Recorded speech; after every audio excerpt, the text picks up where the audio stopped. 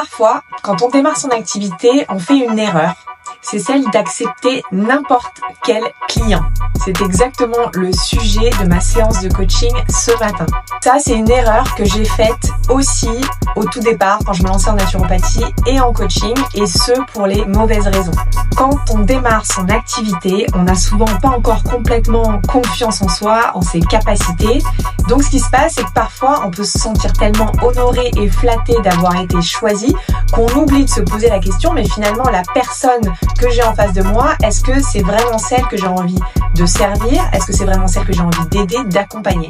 Et je vais vous dire pourquoi c'est une très mauvaise idée, et particulièrement quand on est dans les métiers de l'accompagnement où on passe beaucoup de temps avec notre client. Quand on ignore les red flags, alors pas forcément consciemment bien sûr, mais ce qui va se passer, c'est que la collaboration entre vous et votre client risque d'être difficile et pendant, et en plus que les résultats n'arrivent pas. Donc en fait, à la fin, personne n'est content, ni le client, ni vous-même, et cette confiance en vous que vous cherchez pourtant à décupler avec ces premières expériences, au contraire, se voit diminuer. Donc le projet avec ma coachée sur cette séance, c'était de prendre le temps de définir avec beaucoup de précision qui est son client idéal, de manière à savoir le reconnaître, de manière à pouvoir l'attirer à elle et surtout filtrer.